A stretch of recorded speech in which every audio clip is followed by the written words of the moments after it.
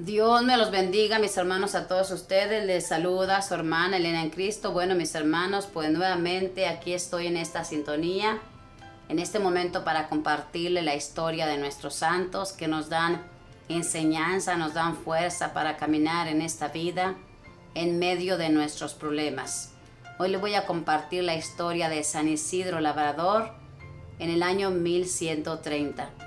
Encomendémonos a San Isidro, especialmente vamos a encomendar a todos los que trabajan en la agricultura, para que San Isidro, que trabajó en la tierra, que sabe lo pesado que es, les alcance la gracia de trabajar con mucho amor y que esas tierras produzcan, y que los campesinos sean generosos, que sean como este santo, que pensaba en Dios, le daba su lugar a nuestro Dios. Vamos a leer esta historia pidiéndole a San Isidro por todo lo que estamos pasando.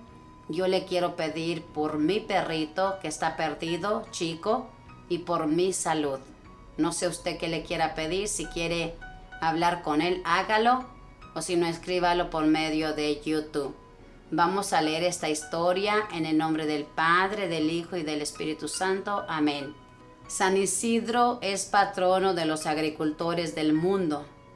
Le pusieron ese nombre en honor a San Isidro, un santo muy apreciado en Europa. Sus padres eran unos campesinos sumamente pobres, que ni siquiera pudieron enviar a su hijo a la escuela, pero en casa le enseñaron a tener temor a ofender a Dios y gran amor de caridad hacia el prójimo, y un enorme aprecio por la oración y por la Santa Misa y la comunión. Quedó huérfano y solo en el mundo. Cuando llegó a la edad de 10 años, Isidro se empleó como peón de campo, ayudando en la agricultura a don Juan de Vargas, un dueño de una finca cerca de Madrid. Allí pasó muchos años de su existencia labrando las tierras. Se casó con una sencilla campesina que también llegó a ser santa y ahora se llama Santa María de Cabeza. No porque ese fuera su apellido, sino porque su cabeza es sacada en procesión, en rogativas, cuando pasan muchos meses sin llover. Isidro se levantaba muy de madrugada y nunca empezaba su día de trabajo sin haber asistido antes a la Santa Misa. Varios de sus compañeros muy envidiosos lo acusaron ante el patrón por ausentarse y abandono del trabajo. El señor Vargas fue a observar el campo y notó que sí era cierto que Isidro llegaba una hora más tarde que los otros.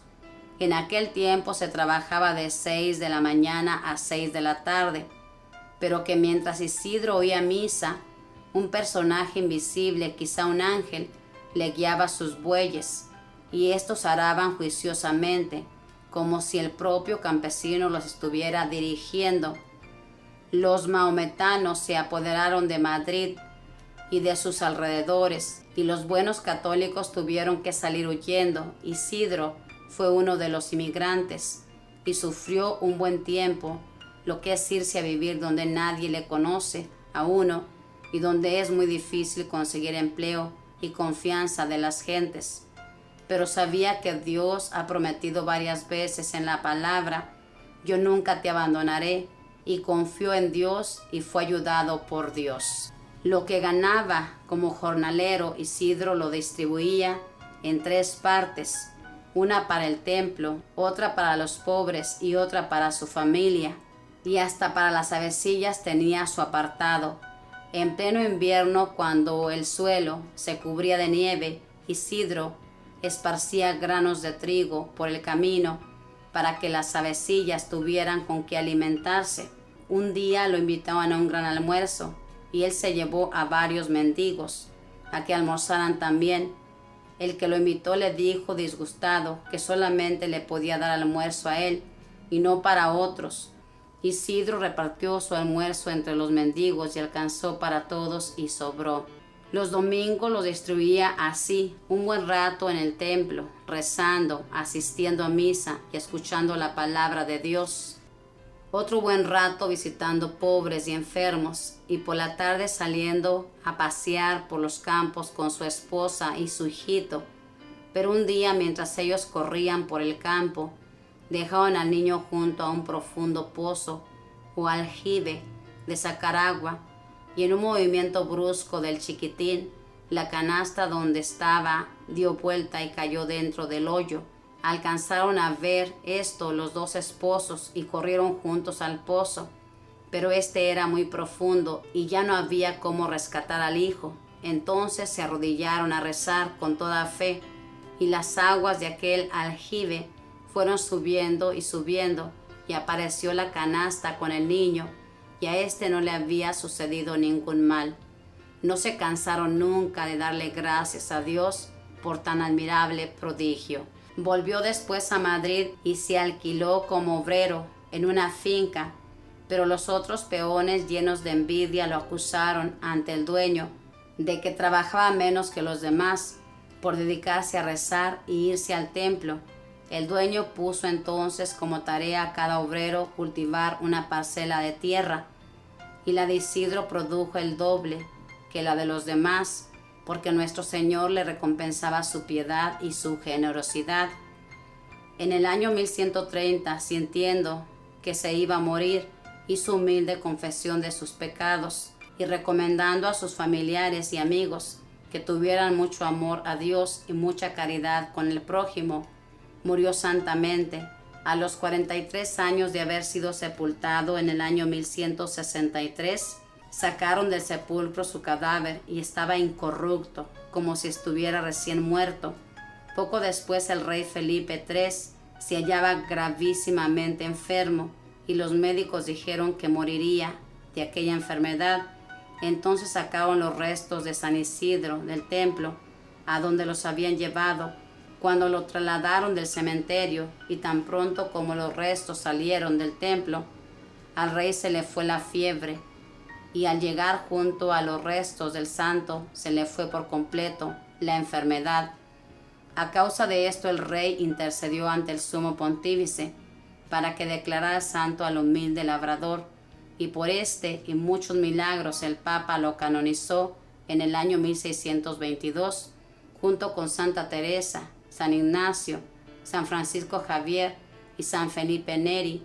San Isidro bendito, ruega por nuestros campos y nuestros agricultores. Que así sea. Hemos escuchado esta hermosa historia de este santo San Isidro Labrador, que labró la tierra y en ese oficio llegó a la santidad. Fíjese bien, hermanos, este santo era pobre, ni siquiera fue a la escuela, pero en su casa sus padres le enseñaron a tener temor a Dios, amor al prójimo, y le enseñaron a amar la Santa Eucaristía, o sea, la Santa Misa y el cuerpo de Cristo. Y este hombre, una vez que crece, hermanos, a los 10 años, se va a trabajar y se casa con una mujer buena que también llega a la santidad. Y fíjese bien, hermanos, este santo lo que hacía, antes de ir a sus trabajos, se iba a la Santa Misa. Y dice aquí la historia que mientras él estaba en misa, un misterioso personaje dirigía los bueyes, porque en aquel tiempo así se araba la tierra, con un par de bueyes y un arado. Qué hermoso, hermanos, escuchar todo esto, de estos santos que a Dios le daban de verdad el primer lugar. Nosotros somos tan perezosos, hermanos, que no queremos ir a la Santa Misa ni los domingos. Muchos no van los domingos, nunca van al templo, nunca dedican tiempo para Dios. Este santo también hacía de su trabajo, que era tan pobre y tan humilde, lo que ganaba lo repartía en 3 partes, para los pobres, para su familia y para las avecillas. Es por eso que yo le encomiendo a mi perrito y a todos los animalitos que están perdidos, que sus dueños están preocupados por ellos. Yo le invito a que imitemos la vida de los santos, hermanos, que seamos como ellos. Y fíjese bien, una vez que iba el domingo a misa, dedicaba tiempo para visitar los enfermos y luego salían a correr por el campo. No tenían nada que les atara. Eran pobres, pero eran ricos. Pero en esa corrida que hicieron, hermanos, el niño se les cayó a un pozo. Y fíjese bien, aquí nos habla que ellos, al ver que no podían sacarlo, que era imposible para ellos, acudieron a la oración, doblaron rodillas y rezaron con toda fe. Y papá Dios, como amaba a esta pareja, como era tan santa, le obedecía aquí en la tierra, hacía su voluntad.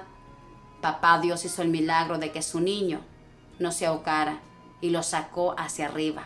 Y dice esta hermosa historia que ellos vivieron toda la vida agradecidos por este gran favor. Qué importante es que nosotros seamos agradecidos con nuestro Dios, que no olvidemos los favores que Él ha hecho por nosotros. Estos dos santos vivieron agradecidos por esa misericordia, por esa compasión que tuvo Dios al devolverle su Hijo. Le invito a que haga lo mismo. Nuestro Dios ha hecho maravillas por nosotros. Que seamos agradecidos con nuestro Dios y que le demos gracias y que imitemos la vida de los santos, que dediquemos nuestra vida para nuestro Dios. Es tan hermoso dedicar nuestra vida a Dios. Vivir en este mundo, pero vivir para Dios es algo bello, de verdad, no es aburrido. Le invito a que siga acompañándonos a esta servidora y a mi hermano Teo a leer Vida de los Santos para que nos den fuerza, fortaleza y sean nuestros amigos y nuestros grandes intercedores ante el trono de Dios. Que la Madre del Cielo le proteja y que los ángeles cuiden todos sus pasos. Bendiciones.